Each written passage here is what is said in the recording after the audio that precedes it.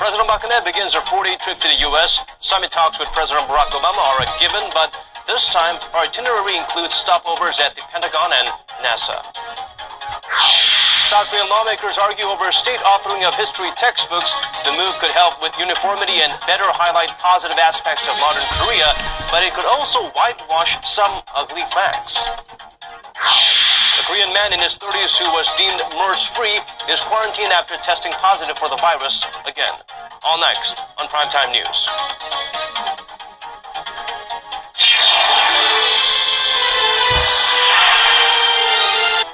Hello, it's 10 p.m. on a Tuesday here in Korea, coming to you live from our studio in Seoul. I'm Daniel Che, and this is Primetime News. Let's start with the first story. President Park Geun-hye has left for the United States for a 4-day trip. She will, of course, meet her U.S. counterpart and then stop by the Pentagon and NASA. For a rundown of her schedule, we turn to our Hwang Sung-hee. Sending a strong message against North Korea's nuclear ambitions will top the agenda for Friday's summit talks. In a meeting with their chief secretaries on Tuesday, President Park said the summit will be an opportunity to strengthen cooperation against North Korea's nuclear development and provocations. In their fourth summit talks, President Park and President Obama are also expected to discuss measures for a stronger alliance. The meeting comes ahead of a trilateral summit between South Korea, China, and Japan, and follows President Park's meeting with their Chinese counterpart Xi Jinping last month and the summit between Xi and Obama.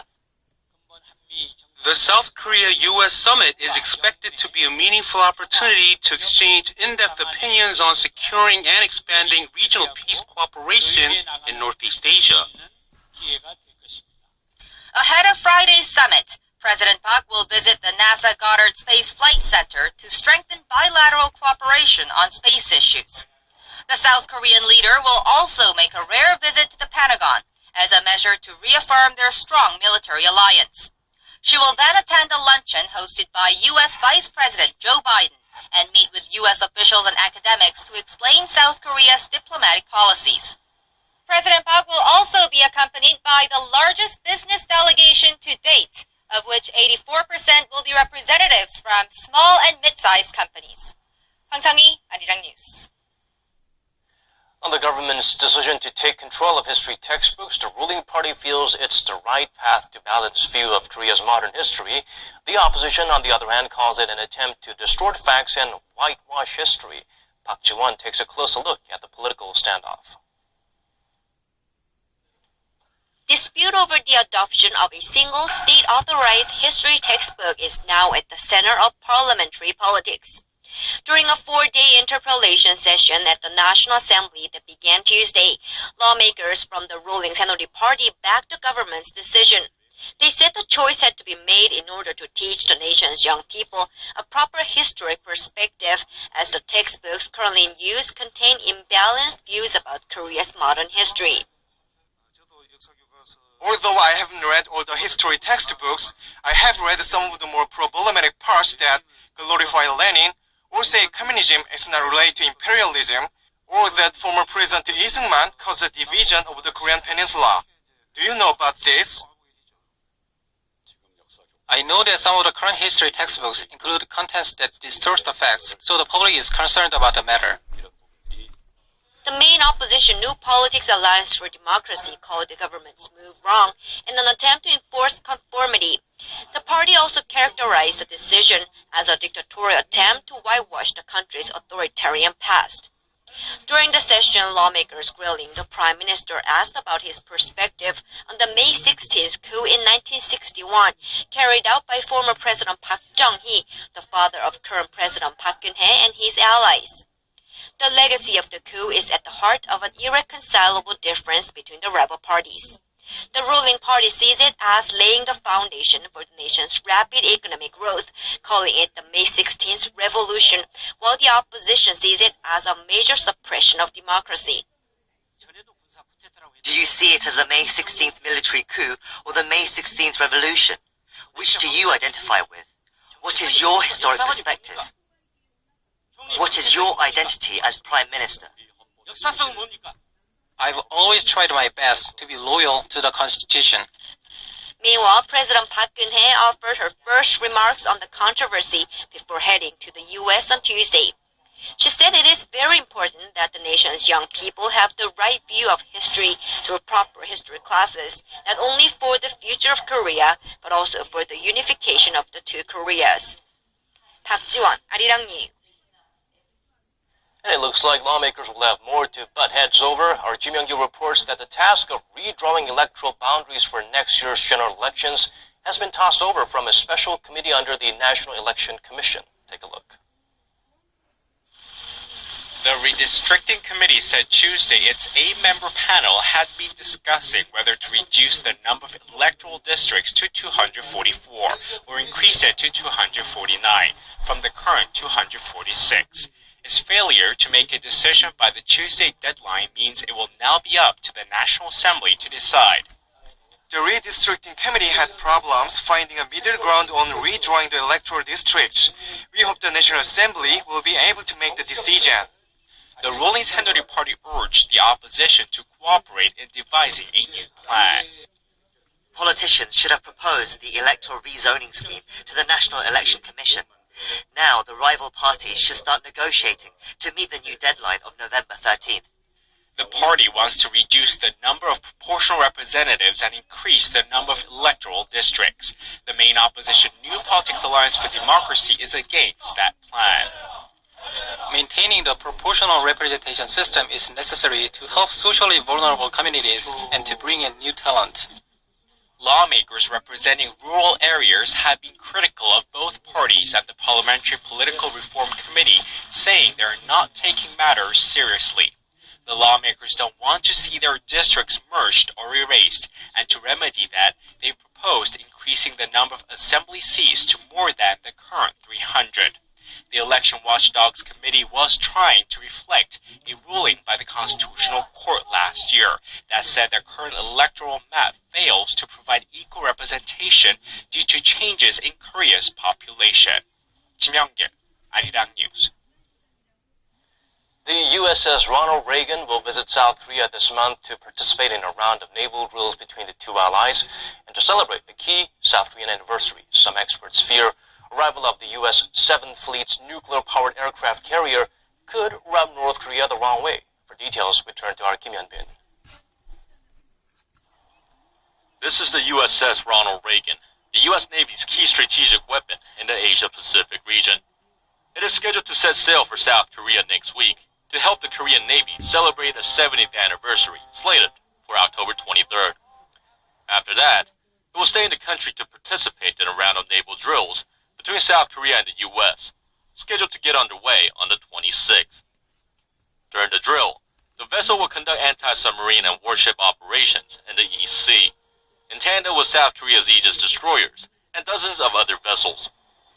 The Ronald Reagan arrived in Japan earlier this month to take over for the USS George Washington, which is undergoing a major overhaul back home.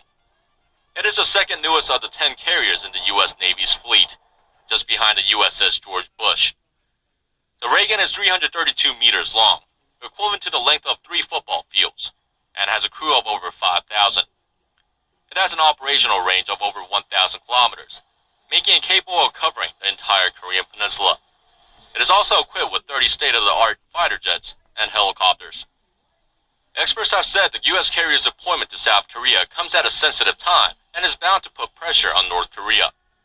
Military officials say, however, they will not try to provoke North Korea with the joint drills, as a round of reunions for war-separated families is scheduled to start 2 days before the carrier's arrival. Kim Hyun-bin, Arirang News.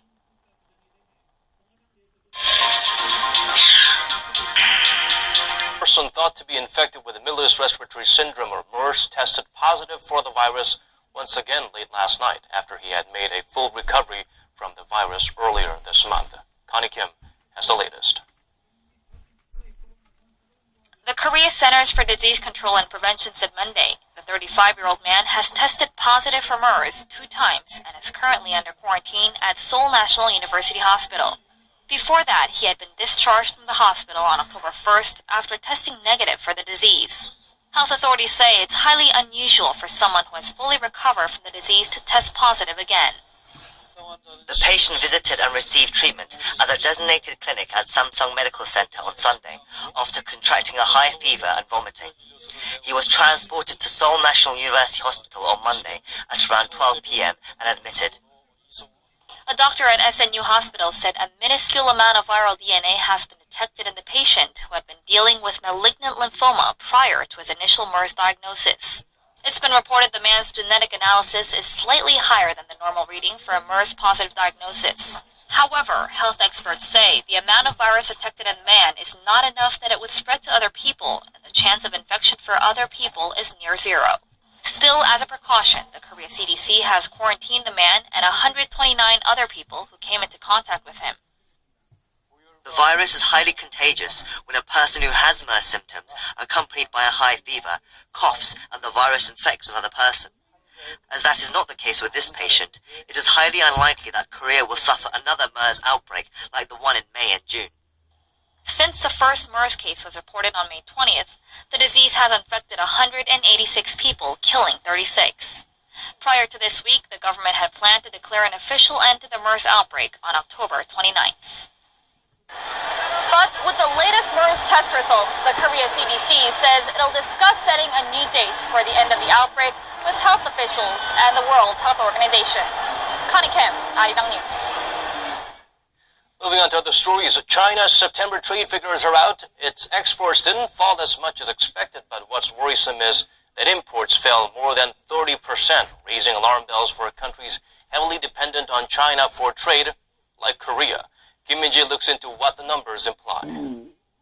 Our 6 p.m. newscast coming to you from Arirang's News Center in Seoul. It's very good to have you with us. I'm Mark Broom. Our top story this evening, North Korean leader Kim Jong-un has addressed a huge parade in Pyongyang, marking 70 years of the country's ruling party. He vowed to take on the United States if necessary, as tens of thousands of troops and the regime's latest weaponry began rolling through the city's main square. Kim Ji-yeon has the details. North Korea kicked off its military parade to mark the 70th anniversary of its ruling Workers' Party on Saturday afternoon. It's being seen as the biggest military parade ever held in North Korea and was broadcast live on the country's state-run Korean Central Television. Around 100,000 residents have gathered at Kim Il-sung Square in central Pyongyang to watch it. Local media outlets in Seoul reported ballistic missiles and artillery weapons, including a 240mm rocket launcher, have been prepared by the North to be shown for this parade. In a rare move, North Korean leader Kim Jong-un delivered a speech, his first in 3 years. He emphasized the importance of having a strong military in the face of U.S. threats. To Kim's right stood his deputy Hwang Byung-seol, North Korea's highest-ranking military official. To his left, Ri Win-sun, the fifth most powerful member of China's Politburo Standing Committee, Beijing's highest decision-making body. Kim and Yu held a one-on-one meeting before the parade. China-based Shinhan news agency reports that Yu emphasized the importance of a nuclear-free Korean peninsula and the resumption of the long-stalled six-party talks aimed at denuclearizing North Korea that involved the two Koreas, China, the U.S., Japan, and Russia. This is the fifth military parade since Kim Jong-un came to power in late 2011. Two were held in 2012 to celebrate the birthdays of former leaders Kim Jong-il and Kim Il-sung. Another parade was held in July 2013 to mark an armistice agreement between the two Koreas. The last military parade before this one was held on September 9, 2013 to celebrate the establishment of the North Korean regime. Kim Ji-yeon, Arirang News. To have cost the country around $1 billion, roughly one-third of its annual budget. With the recent cash crunch, Pyongyang is expected to increase its dependence on exports to China for foreign reserves, but Beijing's economic slowdown hasn't been helping, with the North's exports to China falling almost 10% in August from a year ago, accelerating from a 2.4% drop last year. Citing experts, the Wall Street Journal says this could spell trouble